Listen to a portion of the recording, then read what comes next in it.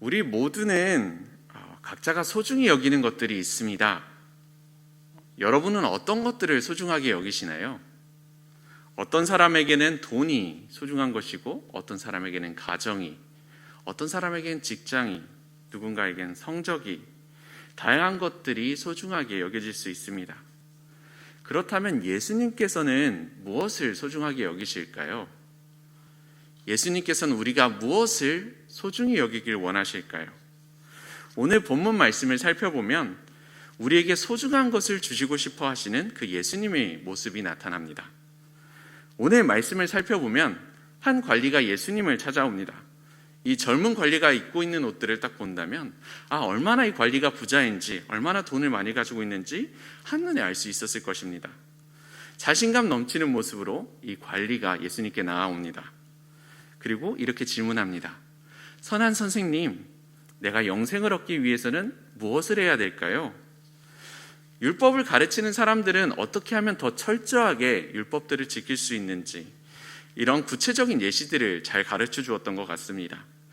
과연 이 예수님께서는 청년에게 어떻게 대답을 하실까요? 예수님께서는 이렇게 대답하십니다. 내가 나를 왜 선하다 하느냐? 선하신 이는 하나님밖에 없으시다. 어떻게 보면 약간 투명하게 느껴지기도 하는 이런 예수님의 대답을 볼 수 있습니다. 분명히 이 직전까지의 말씀을 보면 시끄럽게 떠들면서 나오던 이런 어린아이들도 잘 맞아주셨던 예수님이신데, 이 청년이 다가왔을 때는 조금 다르게 반겨주시는 이런 예수님의 모습이 나타납니다. 예수님은 이제 이어서 이 청년의 질문에 대답해 주십니다.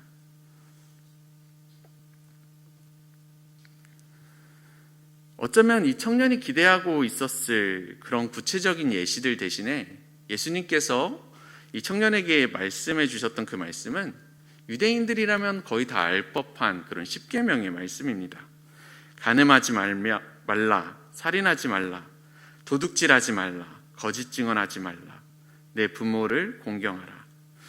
이 대답을 들은 예수님이 이 대답을 들은 청년은 어떤 표정을 짓고 있었을까요?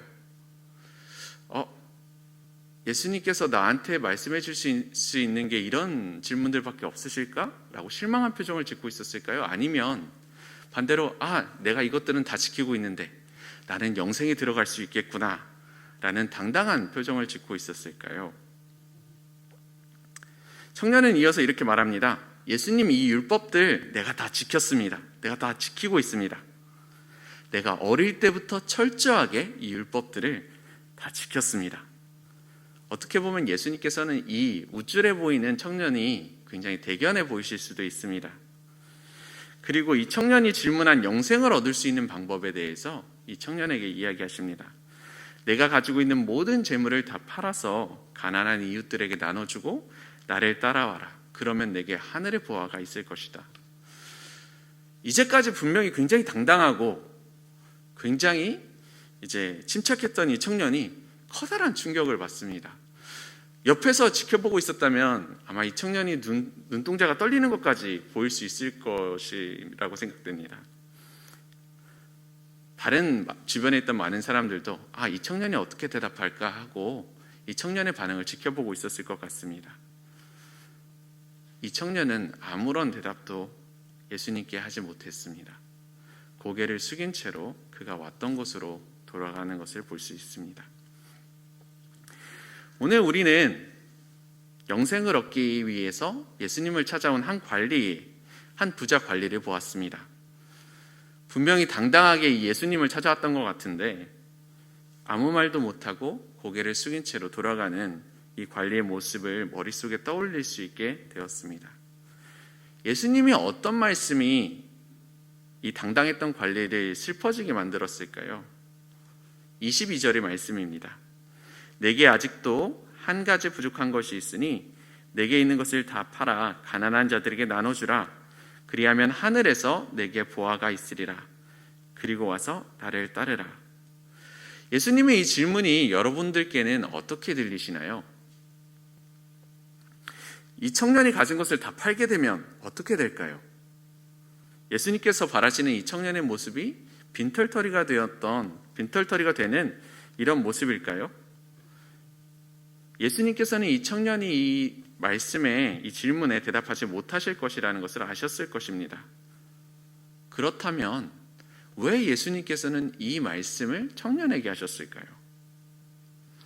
예수님께서는 이 청년이 이 말씀을 통해서 자신의 모습을 솔직하게 돌아보길 원하셨을 것입니다. 하나님과 재물을 같이 섬기려고 하는 그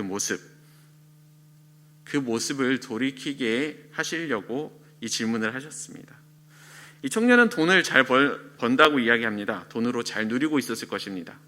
세상의 즐거움들, 이런 것들 다 가질 수 있었을 것입니다. 종종 그가 원할 때 다른 사람들을 돕기도 하는 그런 모습을 볼 수 있습니다. 그리고 율법도 철저하게 지키며 그 어느 것 하나도 놓치지 않는 모습을 보여주고 있습니다.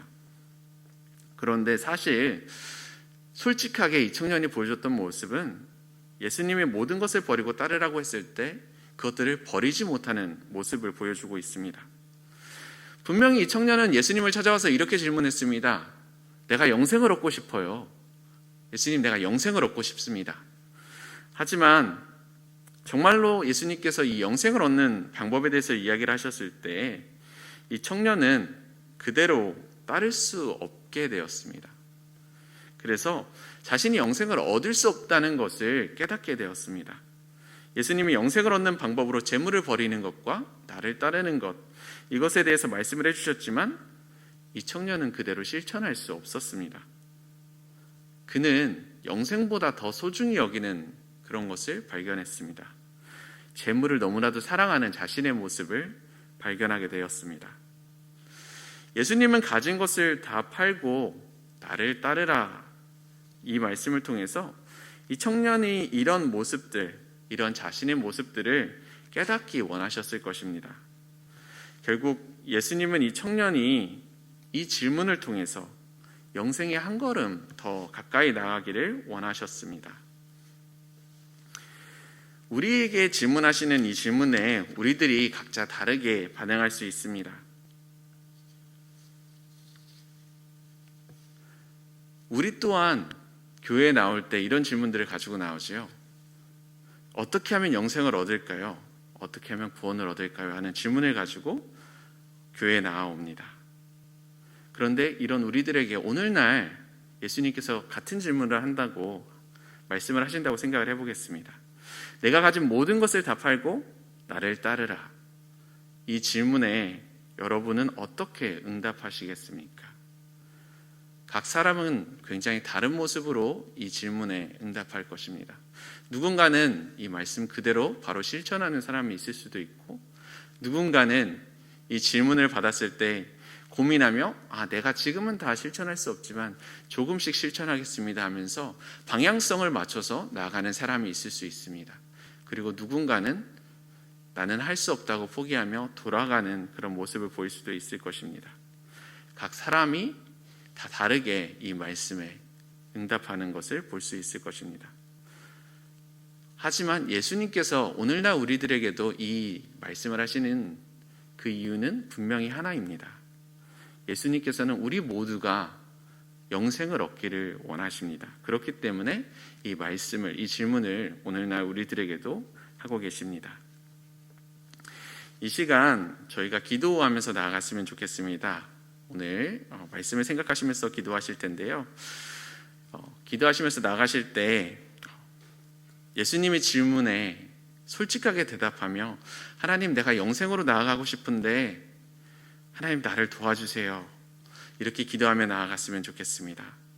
그리고 하나님, 내가 의지할 수 있는 것이 세상이 아니라 예수님의 말씀뿐이라는 것을 내가 늘 기억하게 해달라고 이 말씀을 붙잡고서 기도함으로 나아가도록 하겠습니다.